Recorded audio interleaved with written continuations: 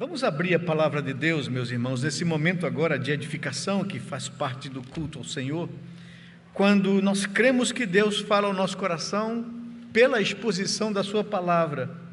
E eu gostaria de convidá-los a que vocês pudessem abrir a palavra de Deus no livro de Atos dos Apóstolos, no capítulo 2, e concentrarmos a nossa atenção no texto do verso 42 a 47.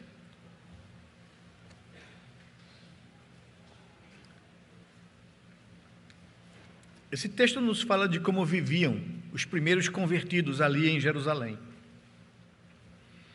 Eu gostaria de tomar esse texto como base por causa do motivo do nosso culto. Além de glorificar a Deus, de ser grato pela salvação em Cristo, nós estamos aqui nessa noite também para agradecer ao Senhor por mais um ano de vida dessa nossa igreja.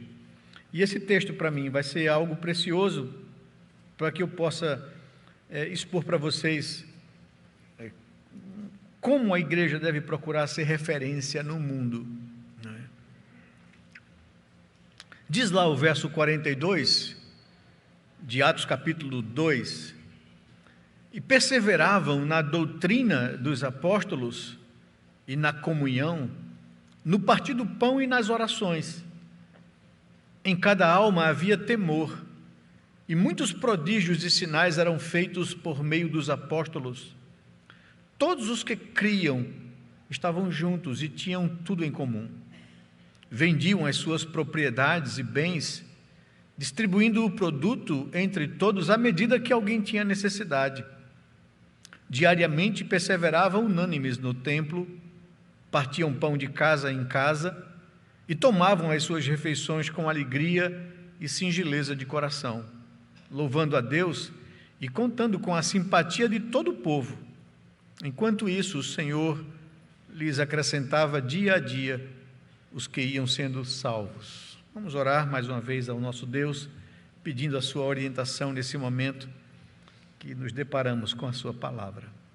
Pai, nós queremos ouvir a tua voz, por isso nos aquietamos diante do Senhor e da tua palavra e pedimos, Senhor Deus, nos dirija, nos ensine, nos conduza, nos dê entendimento, que o teu Espírito Santo, Pai amado, abra os nossos olhos e aplique ao nosso coração essas verdades, que o mesmo Espírito que inspirou o autor sagrado a registrar isso, possa comunicar essas verdades e iluminar nossa mente, falar ao nosso coração, para que saiamos daqui na certeza de que estivemos na presença do Deus do universo e Ele falou ao nosso coração.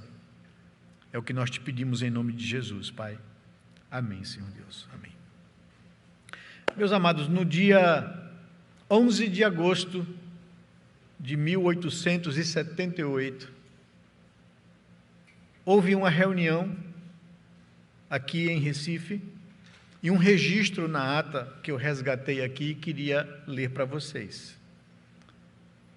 Diz assim, abre aspas: meus irmãos, a Assembleia aqui reunida acaba de aprovar a fundação por unanimidade da Igreja Presbiteriana de Pernambuco, sob a bênção de Deus, nosso Pai e Criador.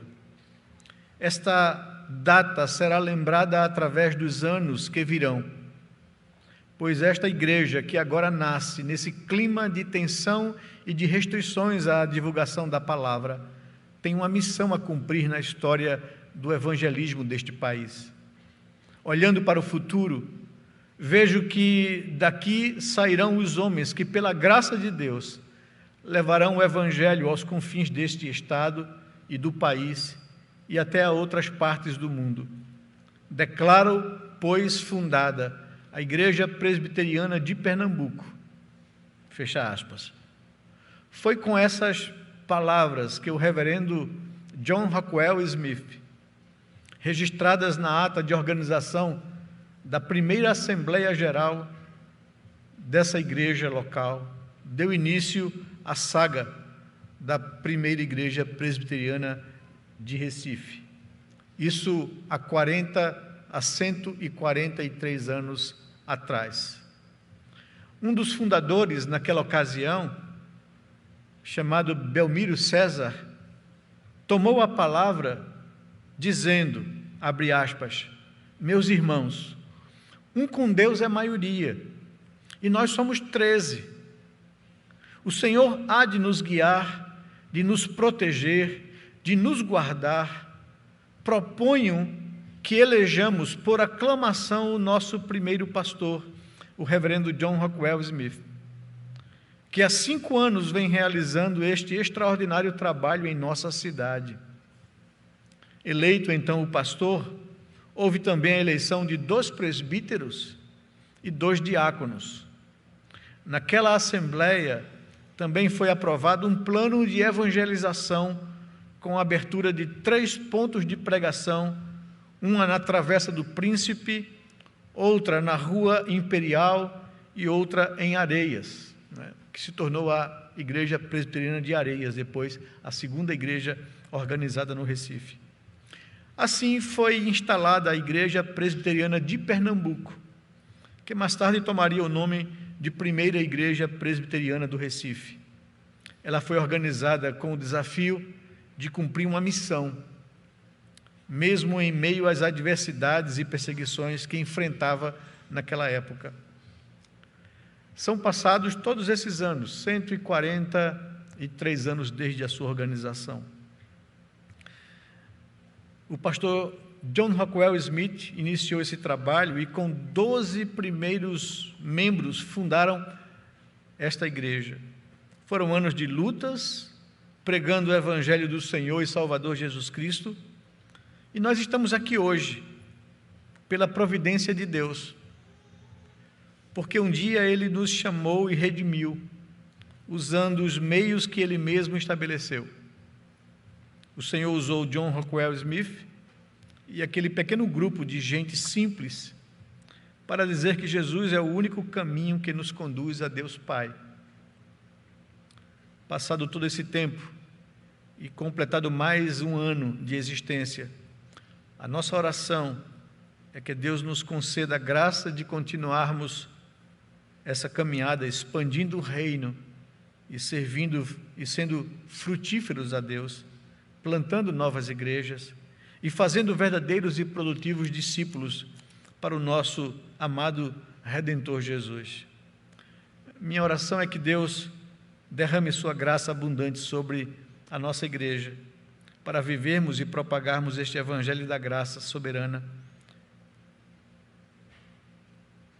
Evangelho esse provado pelos nossos antepassados.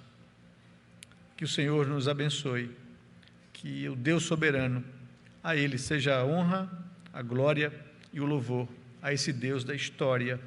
É com isso que eu queria dar início a esse momento aqui, a esse sermão, lendo esse texto aqui que mostra um pouco da nossa história. Um povo que não conhece a sua história está fadado a cometer erros, e a fracassar na sua caminhada. O trabalho de um pastor à frente de uma igreja local é levar essa igreja a crescer, a se fortalecer e a amadurecer espiritualmente. Esse foi o trabalho desses homens que começaram há 148 anos atrás. Nós chamamos isso, esse trabalho pastoral, de fazer a igreja crescer, fortalecer-se e ser madura espiritualmente, de crescimento qualitativo. É um crescimento de qualidade de vida das pessoas que renderam-se a Cristo Jesus. E esse crescimento em qualidade espiritual levará a igreja a anunciar o Evangelho com eficácia e fazer novos discípulos. Nós chamamos isso de crescimento quantitativo. Uma igreja saudável cresce naturalmente. É uma questão de causa e efeito. Se uma igreja é madura, se uma igreja é forte, se uma igreja é saudável espiritualmente, as consequências disso é crescimento espiritual. Nós vamos ver nesse texto aqui de Atos, capítulo 2. E se nós, eu digo assim, uma senhora de 143 anos, quiser crescer de forma qualitativa e quantitativa, como a igreja local, ela deve buscar modelos bíblicos, inspiração, referências de igrejas que nos inspirem e nos desafiem. Não há nenhum modelo perfeito. No entanto, a igreja aqui em Jerusalém é uma dessas igrejas com as quais podemos aprender e termos como referência na vida. A igreja de Jerusalém está aqui mostrada do capítulo 2 de Atos ao capítulo 7. Fala como essa igreja nasceu ali no dia de Pentecostes e como ela se desenvolveu e cresceu, né? Então, o capítulo 2 ao capítulo 7 de Atos mostra o início do cristianismo, o início dessa igreja.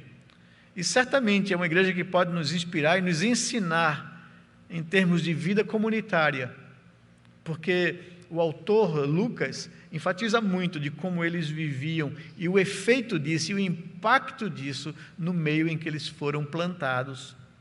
Ela é um bom exemplo de pureza e de poder no Novo Testamento.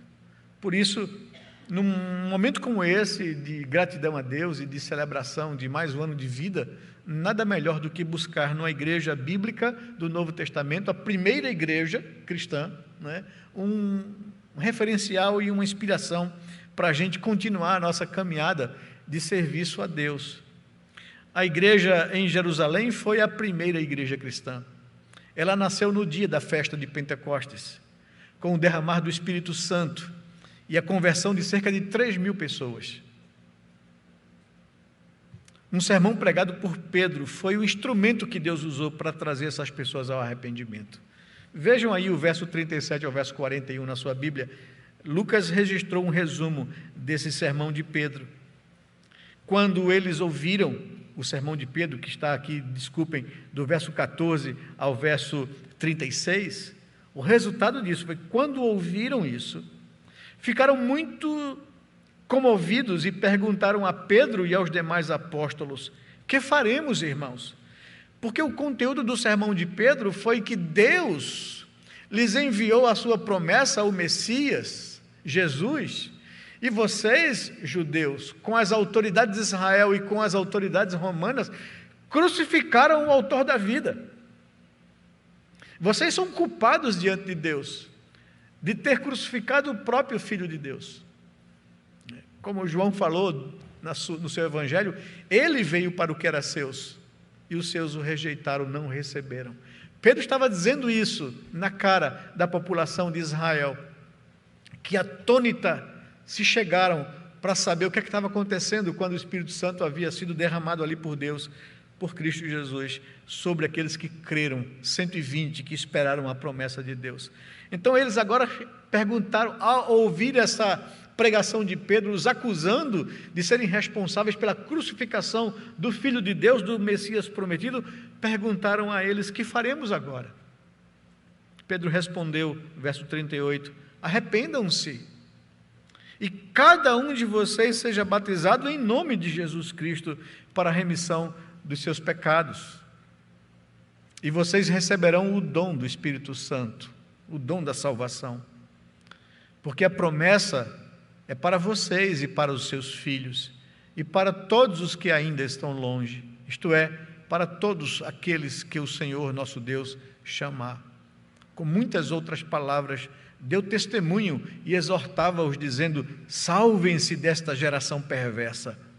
Então os que aceitaram a palavra de Pedro foram batizados, havendo um acréscimo naquele dia de quase 3.000 pessoas. Assim começou a igreja ali em Jerusalém, né? A primeira igreja cristã da história. O texto nos narra aqui, foi um momento muito singular, muito especial, onde Deus derramara o Espírito Santo, quebrantar o coração daquele povo que acabara de crucificar o Messias há menos de 2 meses atrás, e ouviam agora essa palavra do Senhor, e tiveram os seus corações convencidos do pecado e quebrantados diante do Senhor. A igreja cresceu rapidamente e encheu Jerusalém com o evangelho. Vejam o que diz o sumo sacerdote, acusando aos apóstolos disso, de encher Jerusalém com essa mensagem do Evangelho. Capítulo 5 aí de Atos, verso 28, você pode abrir lá e você vai verificar comigo, né? Quando o sumo sacerdote, questionando os apóstolos que foram presos, diz: não é verdade que ordenamos expressamente que vocês não ensinassem nesse nome? No entanto, o que vocês fizeram? Vocês encheram Jerusalém com a doutrina de vocês. Então, esse evangelho cresceu, e a igreja cresceu rapidamente, e espalhou o evangelho por toda a cidade de Jerusalém. Naturalmente, há algumas diferenças entre aquela época e a nossa época. O Brasil é um país pagão. Israel temia a Deus e conhecia a sua palavra. Também Cristo havia ressuscitado fazia 50 dias. Hoje já fazem quase 2000 anos. Naquela época, houve um tremendo derramar do Espírito Santo em Jerusalém. Hoje, ainda oramos como igreja brasileira e aguardamos que Deus nos visite com tal poder. Assim, em certo sentido, o crescimento era mais favorável naquela época. Mas, por outro lado, há muitas semelhanças. O homem continua o mesmo, perdido em seus pecados. Deus continua o mesmo, santo e amoroso e cheio de misericórdia. A solução para o homem é a mesma, ou seja, o Evangelho, a mensagem da cruz. Também temos o Espírito Santo, que foi derramado sobre a igreja desde então. Nós vivemos debaixo da dispensação do Espírito. Claro, o Espírito hoje não está atuando na mesma intensidade que atuou naquele momento. E desejamos também a mesma coisa que a igreja de Jerusalém desejava: a glória de Deus e a salvação de vidas.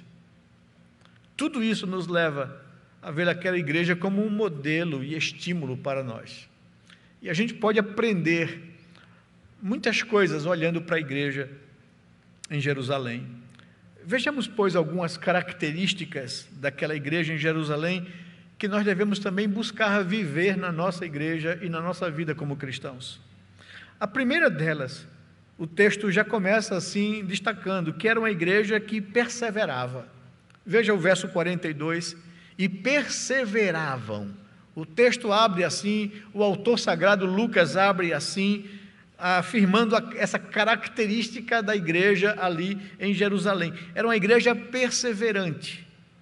Perseverar significa persistir, engajar-se em alguma atividade, aderir, né?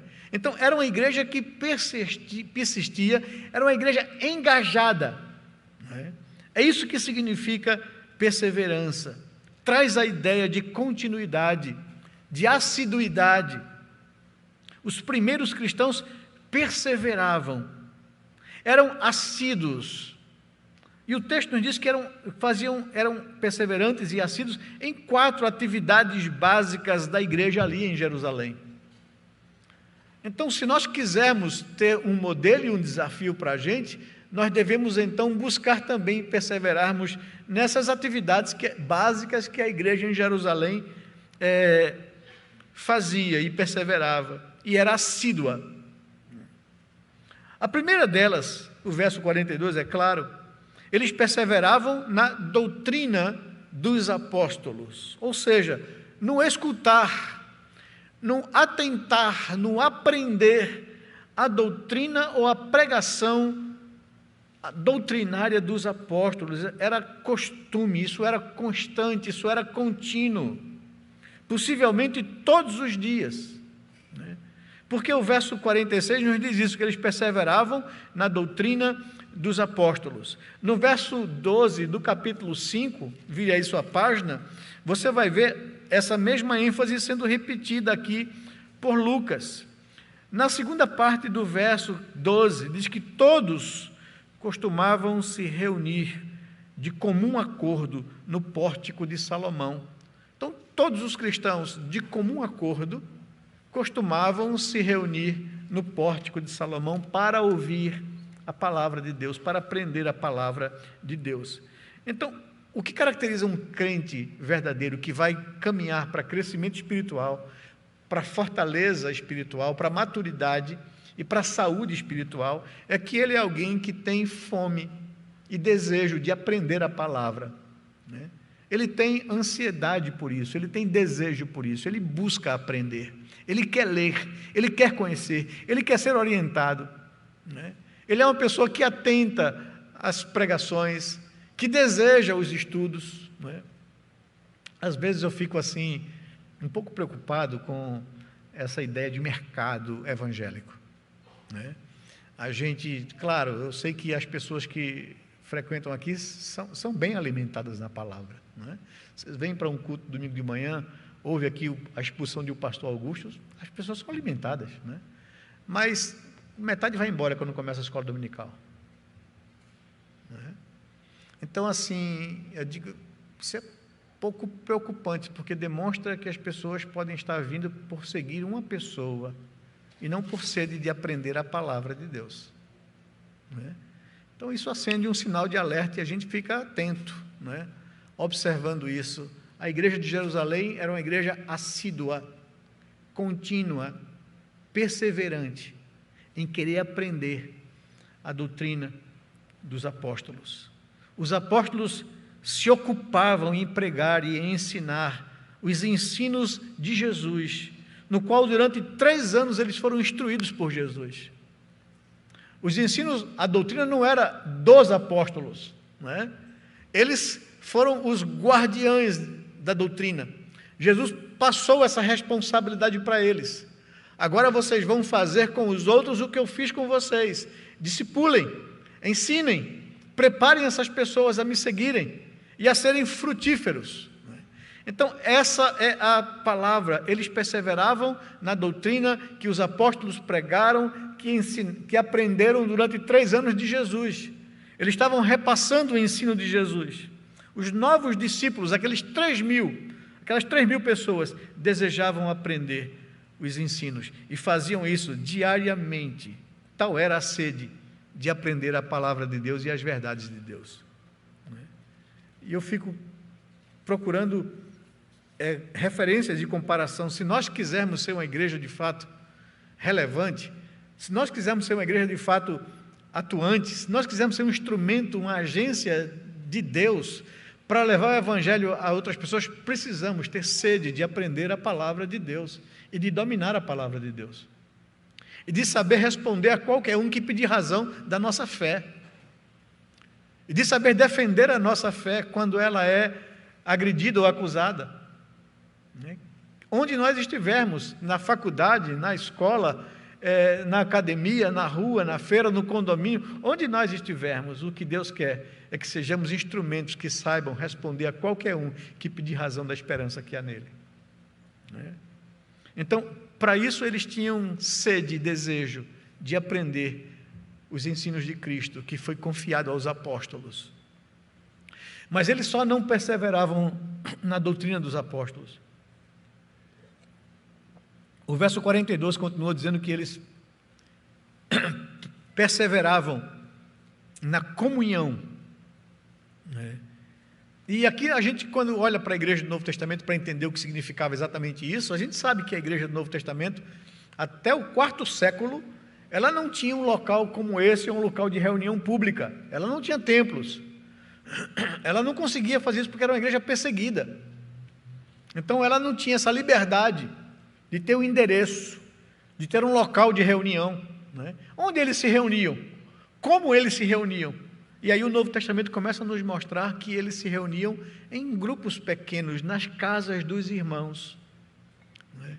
E essa comunhão era assim, em pequenos grupos, que se reuniam também diariamente nas casas, para comunhão e para refeições comuns.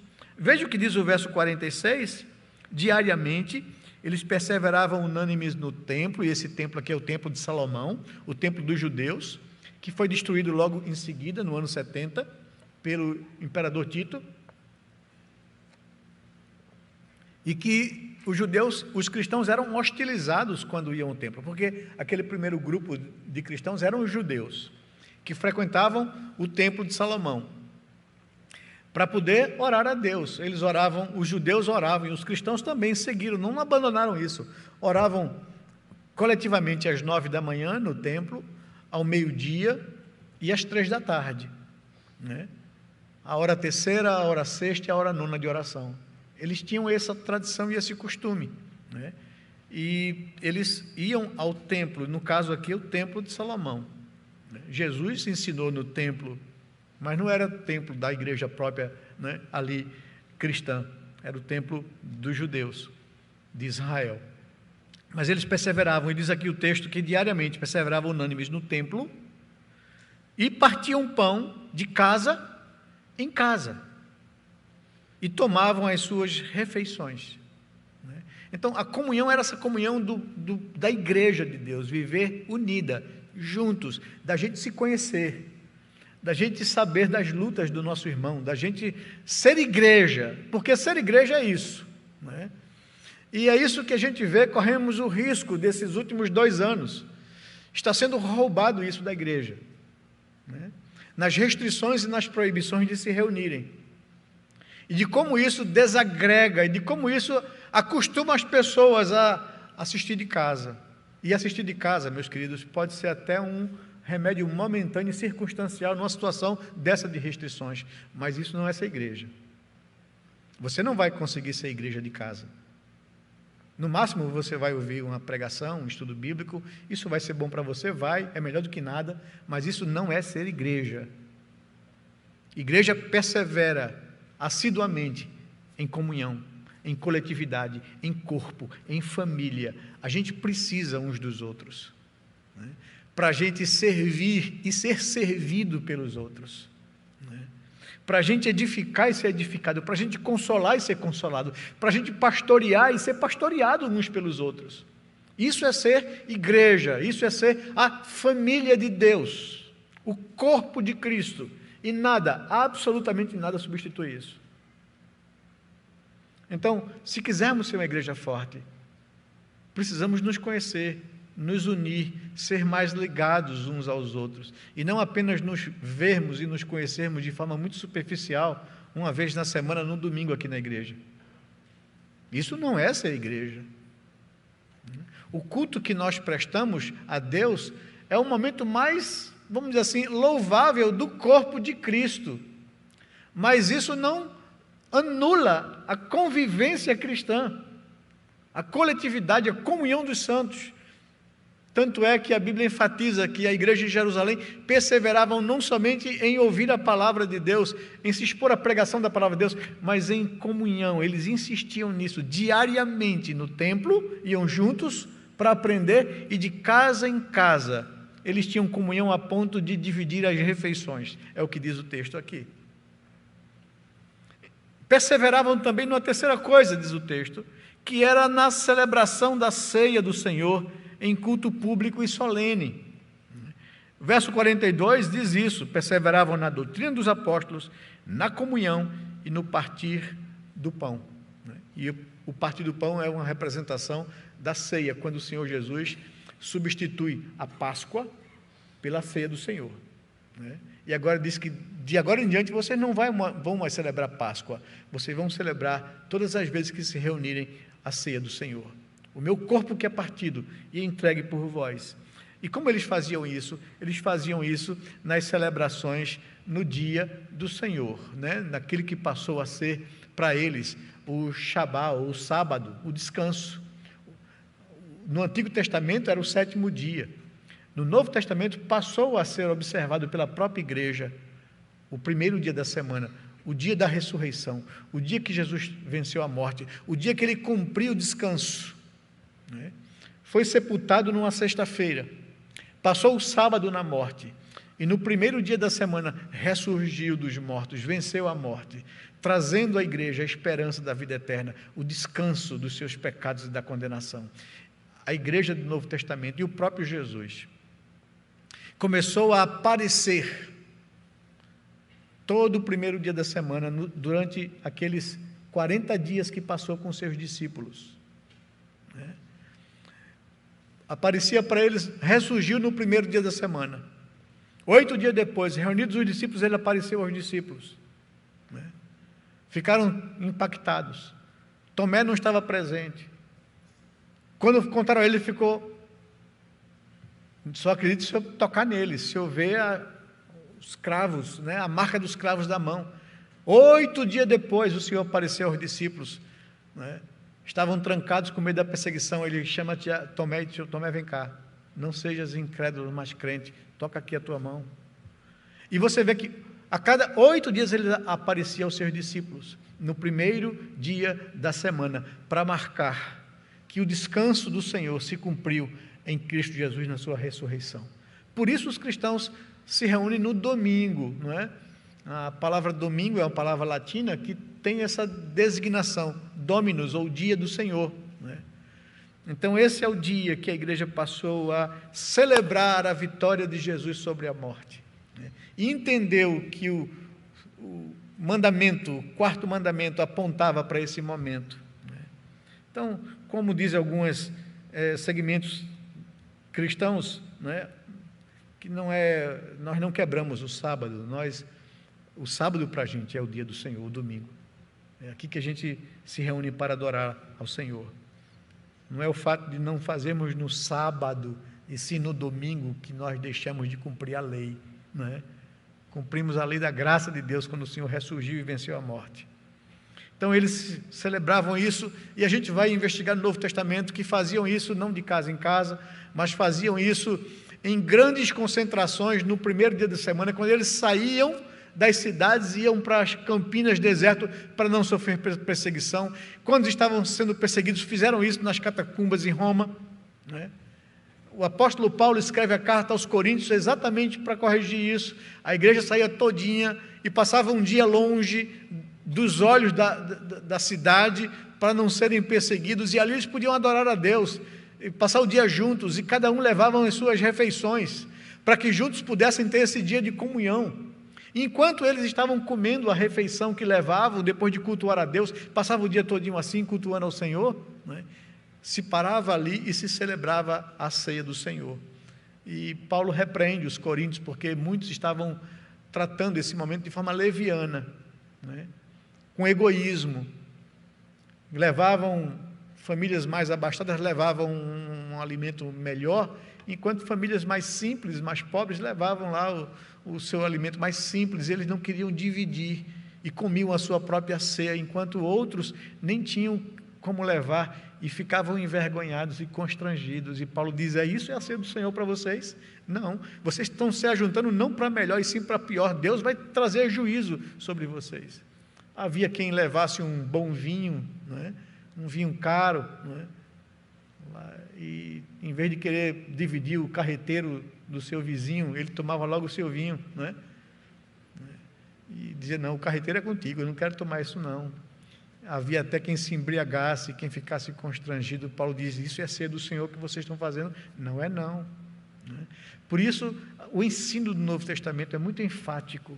A igreja perseverava nesse momento de comunhão, da ceia, do partir do pão, porque é o ápice da comunhão da igreja. É quando Cristo diz que está presente com o seu corpo, né?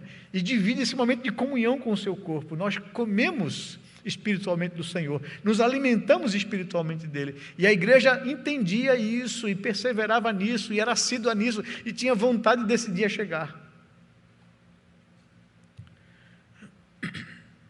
Em quarto lugar, diz o texto, que eles perseveravam não apenas na doutrina dos apóstolos, não apenas na comunhão em pequenos grupos ou em família, mas não apenas na celebração da ceia do Senhor, no partir do pão, mas eles perseveravam em reuniões de oração, que geralmente aconteciam no templo ou nas casas.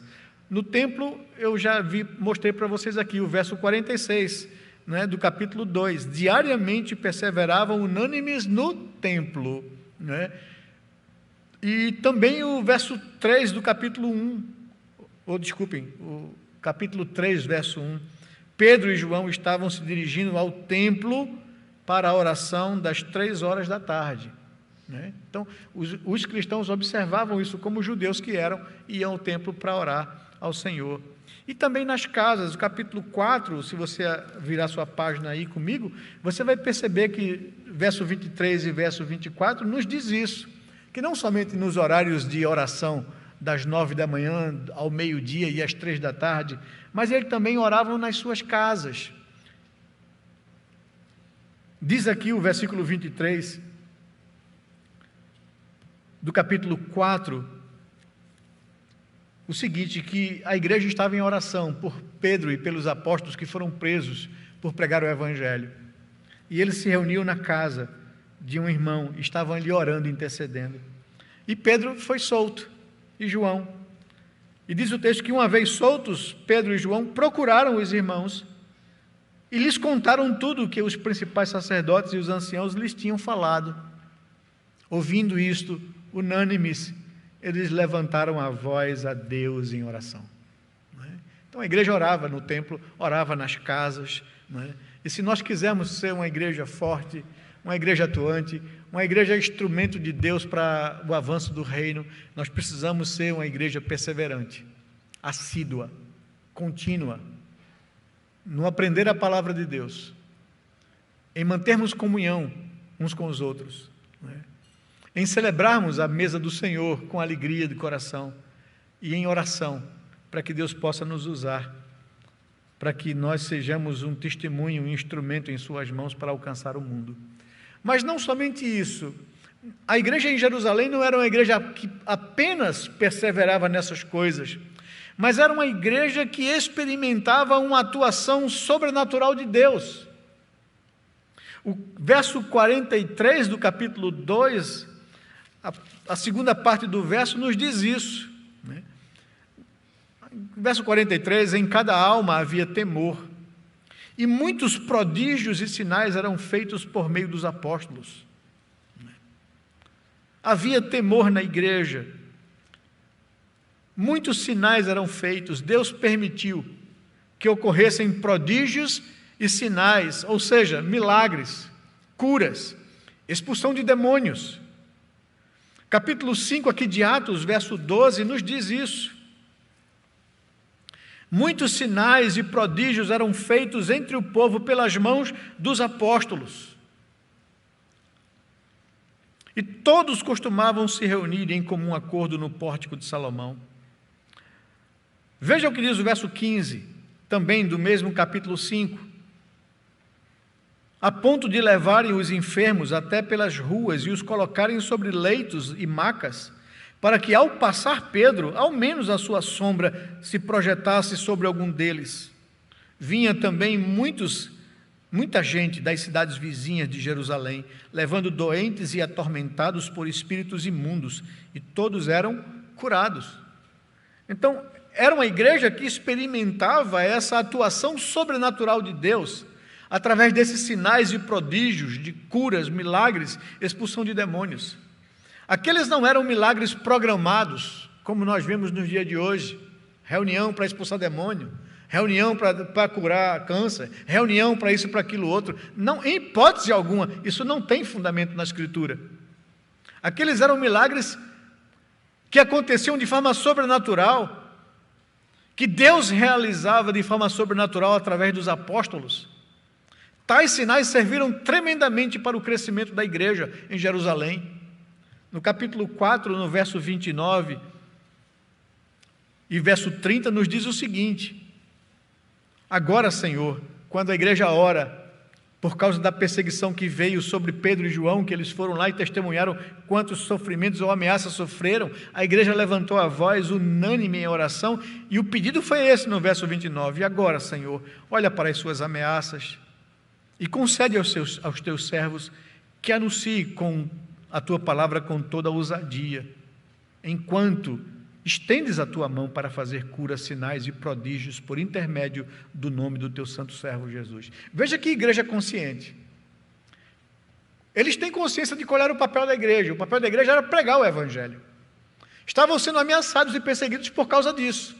E qual é a oração deles? Senhor, olha para as ameaças deles, e nos conceda coragem.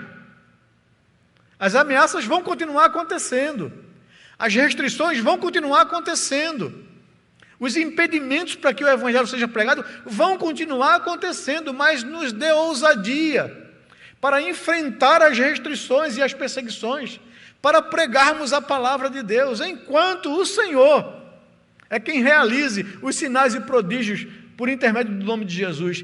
Isso é responsabilidade de Deus, não é minha e nem nossa. É Deus quem opera o que quer, quando quer, no momento que quer, do jeito que quiser. Não cabe a gente controlar isso. É Deus quem faz isso.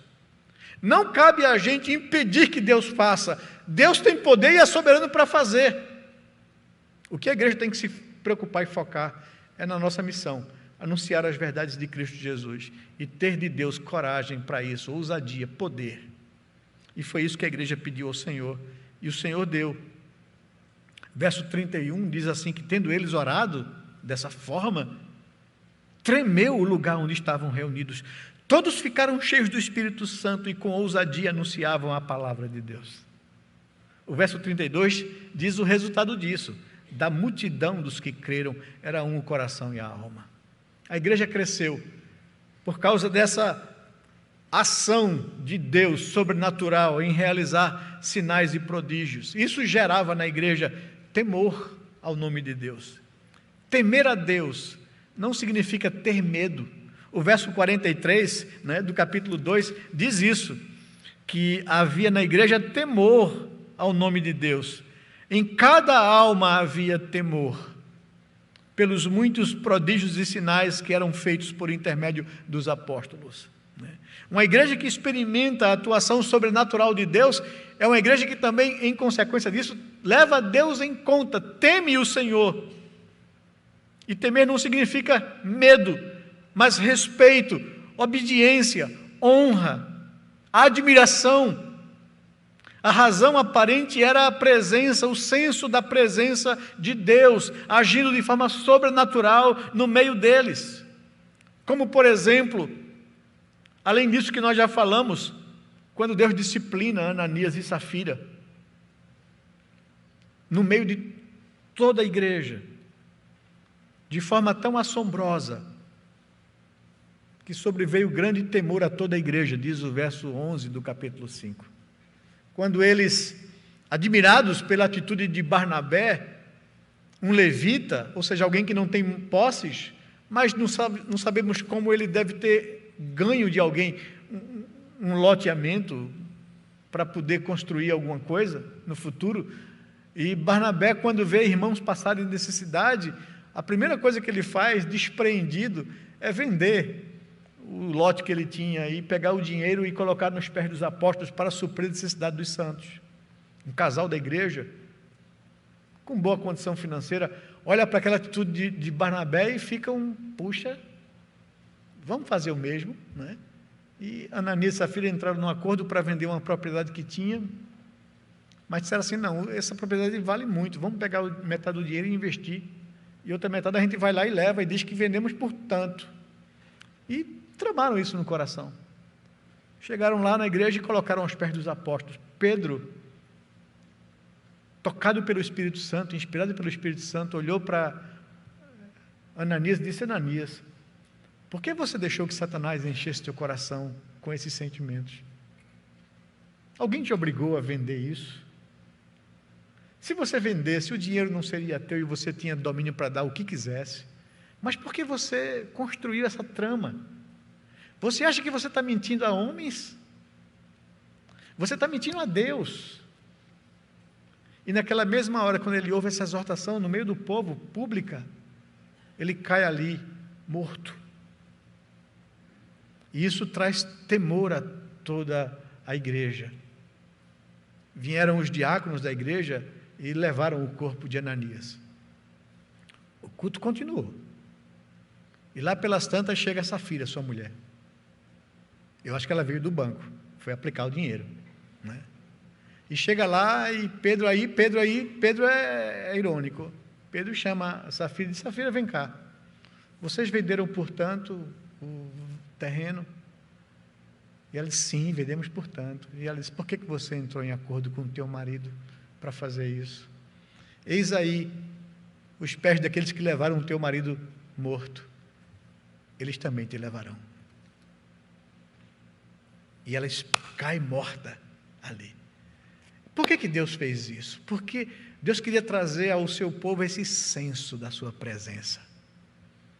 E o texto nos diz no verso 11, que esse fato causou temor no coração de todos os demais. Essa consciência da presença poderosa de Deus, da presença sobrenatural, agindo de forma tão clara, né? Era para colocar temor no coração. Queira Deus que a gente não precise de algo assim no nosso meio. Queira Deus, né, que as motivações do nosso coração não sejam para ser visto pelos homens. Queira Deus a gente possa ser marcado por aquela bem-aventurança, aquela característica de quem é bem-aventurado são os limpos de coração. Queira Deus o Senhor trate essas sujeiras e esses sentimentos que há na gente de querer ser visto pelos homens. Queira Deus que a nossa única intenção seja que o Senhor se agrade daquilo que Ele vê em mim. Havia temor na igreja pela presença, pelo senso da presença sobrenatural de Deus agindo na igreja.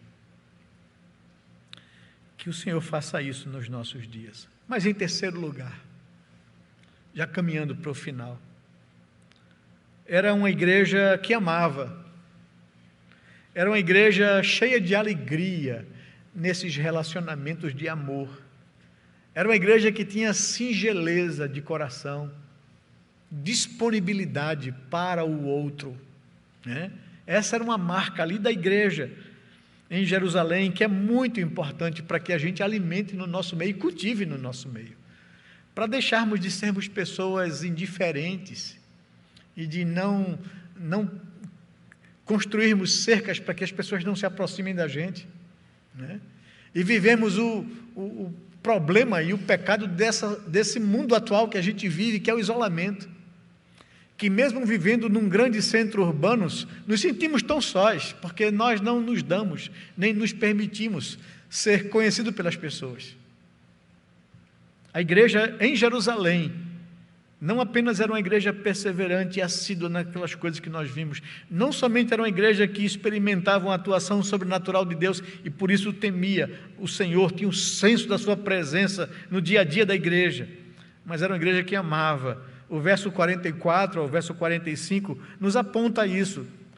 Todos os que criam estavam juntos e tinham tudo em comum. Vendiam as suas propriedades e bens, distribuindo o produto entre todos à medida que alguém tinha necessidade. Veja, o texto, nem a Bíblia está pregando um comunismo voluntário, né? O que aconteceu ali em Jerusalém, nós sabemos. No dia de Pentecostes, na festa nacional de Pentecostes, vieram judeus de todas as partes do mundo para Jerusalém para adorar a Deus. Partos, elamitas, egípcios. Lucas descreve pelo menos 14 nacionalidades das pessoas que estavam ali em Jerusalém e que foram impactadas pela descida do Espírito Santo sobre os 120 que esperaram a promessa de Deus, porque ouviram essas pessoas falarem no seu próprio idioma as grandezas de Deus e ficaram atônitos e quiseram saber o que é aquilo e se aproximaram. E Pedro então toma a palavra e prega aquele sermão. E eles se entregam a Cristo, 3.000 pessoas. E dessas 3.000 pessoas, nós não sabemos o percentual de judeus não nativos que vieram dos seus países para adorar em Jerusalém, os chamados assim, helênicos. A gente vai ver o problema acontecer depois, da queixa dos helênicos contra os judeus de raiz, porque as viúvas desses estavam recebendo com preferência o alimento básico, enquanto as suas viúvas não. O que era isso? Que problema social foi esse? É porque aqueles que se converteram, que eram de outros países, não quiseram voltar para os seus países, ficaram em Jerusalém. E claro, até que se colocassem no mercado de trabalho, precisavam ser socorridos e assistidos pela igreja. É por isso que muitos deles começaram a passar necessidade. E aqueles que tinham propriedades e bens, vendendo-as, trazia o resultado aos pés dos apóstolos para que eles distribuíssem à medida que alguém tinha necessidade. É isso que estava acontecendo naquela época, naquele momento específico.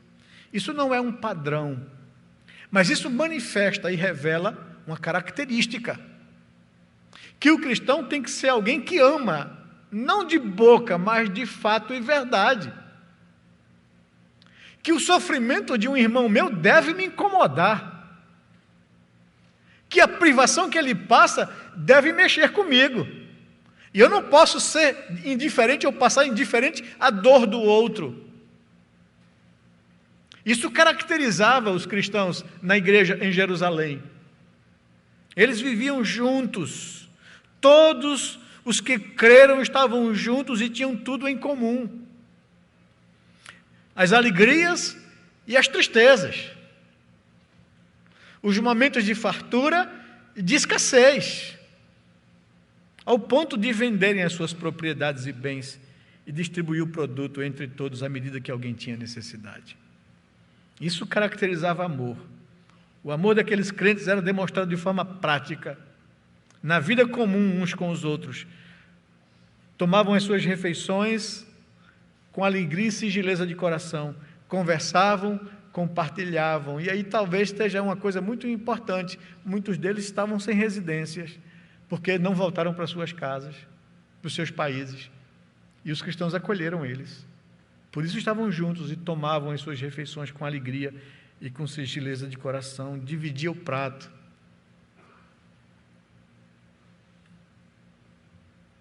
No sacrifício dos próprios bens, eles demonstravam amor para socorrer aos irmãos necessitados, conforme o ensino de Jesus. Atos capítulo 4, verso 34, um outro texto que pontua essa mesma verdade aqui, essa mesma prática. Diz o verso 34 e o verso 35 de Atos 4, não havia, e aqui é um registro de Lucas, que ele faz isso para dizer que isso chamava a atenção dos incrédulos, dos pagãos que não eram cristãos. Eles olhavam para essa vida comunitária de amor, e isso mexia com eles, né? Diz o verso 34, que não havia nenhum necessitado entre eles, porque os que possuíam terras ou casas, vendendo-as, traziam os valores correspondentes e os depositavam aos pés dos apóstolos. Então se distribuía a cada um conforme a sua necessidade, né? Capítulo 20, versículo 35, o apóstolo Paulo diz que mais bem, como Jesus dizia, e a igreja vivia, mais bem-aventurado é dar que receber, né?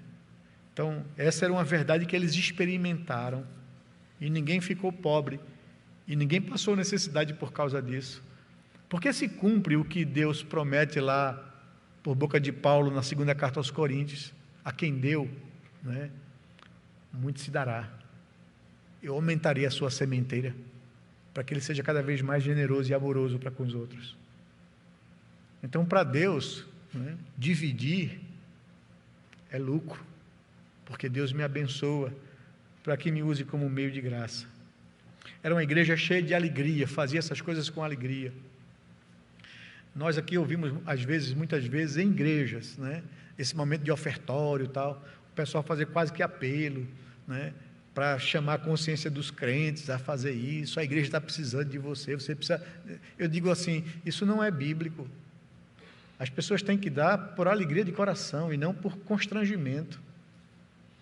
A gente não tem que vender nada, promessas ou prometer nada, não é isso, o princípio não é esse, não é eu vou dar para que Deus me dê mais, não, eu vou dar porque eu reconheço que Deus tem me dado, e eu faço isso com alegria. Se não for com alegria, não vale.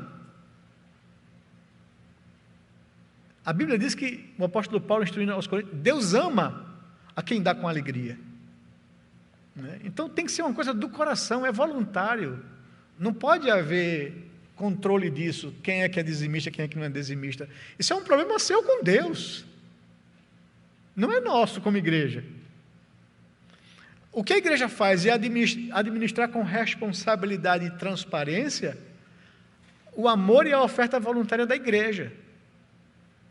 E eu até insisto em dizer que todas as vezes, na Assembleia Geral, que a gente presta conta dos recursos do ano anterior e apresenta o orçamento para o ano seguinte, o orçamento apresentado e aprovado pela Assembleia, ele é cumprido, nada fora dele. Se acontecer alguma coisa fora dele, ele tem que vir a um conselho, e o conselho tem que avaliar se vale a pena fazer isso. E no final do ano presta conta à igreja. O conselho não administra os bens da igreja ou as ofertas que vêm aqui ao seu bel prazer. É um orçamento feito por uma comissão das necessidades da igreja, apresentado com muita clareza à igreja e cumprido, e prestado contas no ano seguinte. Então não é assim, né? E pastor, principalmente no nosso meio, não peguem dinheiro. Antigamente até assinava cheque, juntamente com o tesoureiro, mas hoje em dia nem isso eu faço. Para que não incorra sobre nós qualquer tipo de questionamento ou dúvida. Então, mas isso é algo voluntário que a igreja fazia por amor e não por senso de obrigação. Era uma igreja cheia de alegria e singeleza de coração. O verso 46 do capítulo 2 nos diz isso, para encerrarmos já. Partiam pão de casa em casa, tomavam as suas refeições com alegria e singeleza de coração. Era assim, uma igreja espontânea, uma igreja leve, uma igreja singela no trato com o outro, irmãos que conviviam mesmo com as diferenças e se amavam. E louvavam a Deus, era uma igreja grata, o louvor aqui é sinônimo disso, o verso 47 também diz isso, que louvavam a Deus, além de terem comunhão e de serem singelos de coração e alegres na vida cristã. Então essa é a igreja que nós temos que nos mirar, é uma igreja que nos serve como referência, como estímulo e como desafio, para nos tornarmos uma igreja assim, uma igreja que persevera, uma igreja que teme a Deus, uma igreja que ama. A que conclusão nós chegamos diante desse texto? Observe os resultados da vida dessa igreja em Jerusalém. O próprio texto nos aponta. Quais são os resultados de uma igreja que vive isso? Que vive esse cristianismo comunitário autêntico? Que tem vontade de aprender cada vez mais? Que valoriza a comunhão, que quer participar, fazer parte de uma igreja que celebra a mesa do Senhor com alegria, sabendo que está vivendo a comunhão com Cristo e com o seu corpo, uma igreja que persevera em oração. Os resultados da vida dessa igreja está aqui no verso 47, na segunda parte do verso. Diz que eles louvavam a Deus e contavam com a simpatia de todo o povo. Ou seja, a população ali em Jerusalém começou a ver isso na igreja, e começou a ser simpática com a igreja. Deus quebra as barreiras quando uma igreja vive isso. E para mim, um dos exemplos que eu guardo no meu coração, como um amante da história da igreja, é o exemplo de um missionário norte-americano, médico, que veio para o Brasil para servir, e se embrenhou lá no Agreste de Pernambuco, lá em Garanhuns, e dedicou a sua vida a isso. Sua casa foi apedrejada várias vezes, passava na rua, era cuspido, escarrado em cima dele. Os religiosos da época estimulavam a cidade para tentar humilhar essa pessoa. Em São Bento do Una, foi agredido, e um bêbado lá pegou um punhal para matá-lo.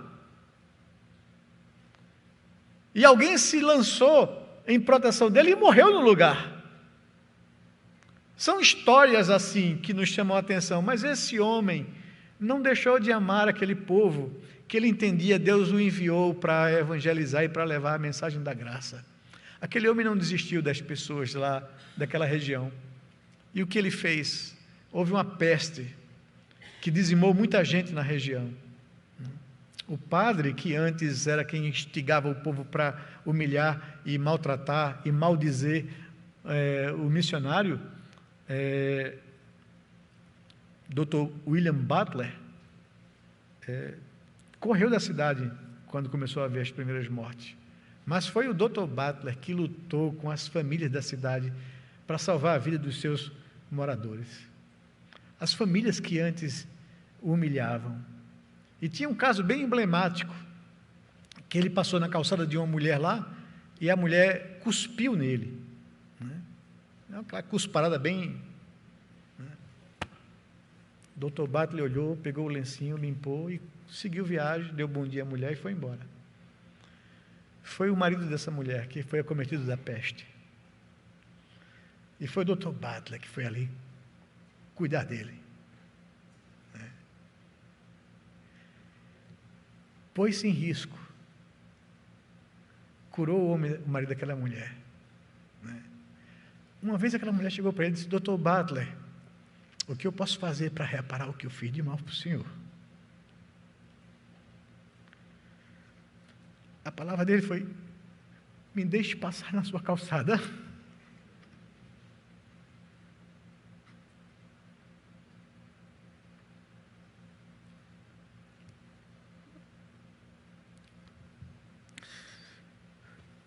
Garanhuns se tornou sede de presbiterianismo.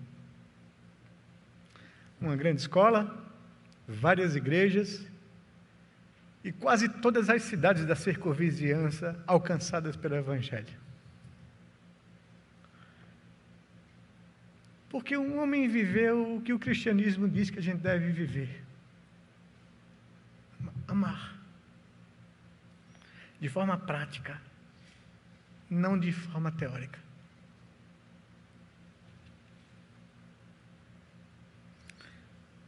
A igreja caía na simpatia de todo o povo, por causa da vida que levava. Outro resultado, a igreja crescia em número diariamente.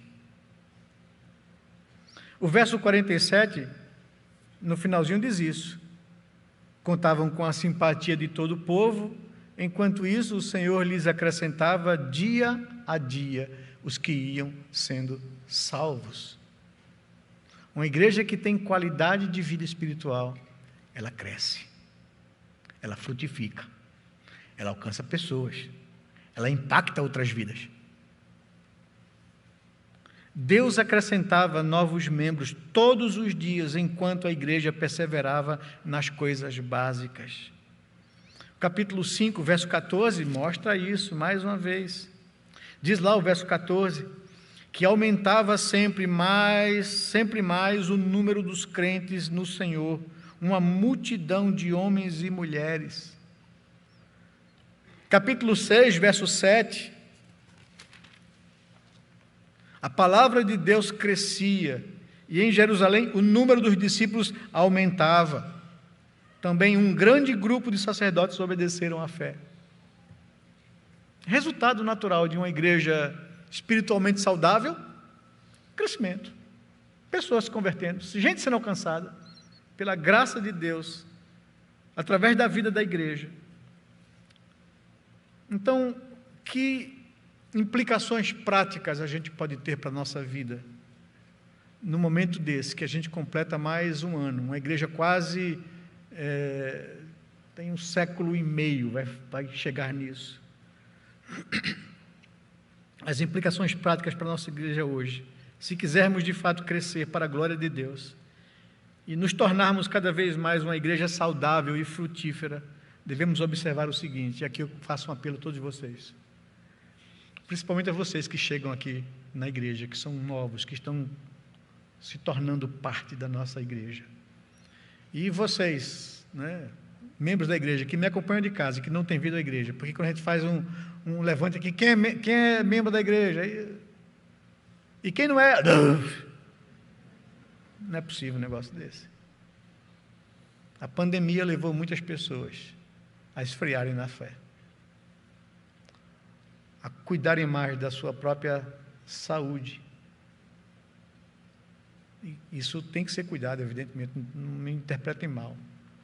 Mas se a minha vida vale mais do que a obra de Deus, eu deveria ponderar onde é que estão os meus valores. Se eu vou ao supermercado, se eu vou à lotérica, se eu vou ao shopping, né, e não peguei Covid, Deus não vai deixar que você pegue Covid na igreja não, meu querido.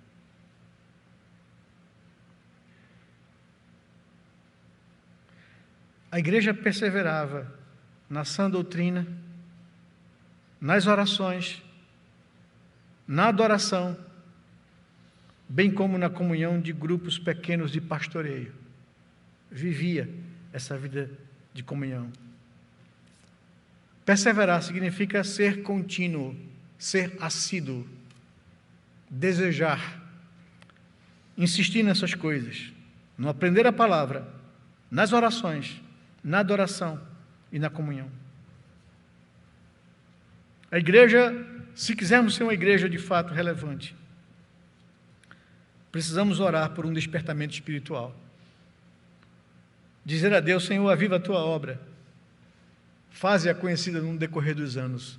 Usa a nossa vida para isso como igreja local. Nós existimos para isso, por causa disso, com essa responsabilidade e missão de fazer conhecido aquele que nos tirou das trevas e nos trouxe a sua maravilhosa luz. Em terceiro lugar, se quisermos ser de fato uma igreja relevante, temos que temer a Deus e nos purificar dos nossos pecados.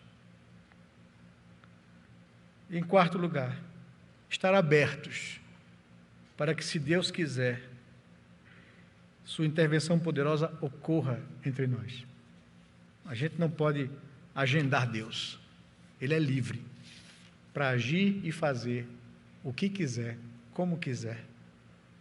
E em quinto e último, amar. Amar os nossos irmãos, não de boca, mas em atos de sacrifício. Até dos nossos bens, caso seja necessário. Minha oração e desejo é que Deus nos visite com o seu Espírito nesses dias. Que Deus renove a nossa vida. Que Deus nos faça ser igreja, né? Não apenas pessoas religiosas que frequentam cultos, mas gente que vive o cristianismo na sua inteireza. Que Deus nos abençoe, que Ele derrame sobre nós sua graça, seu favor. Amém.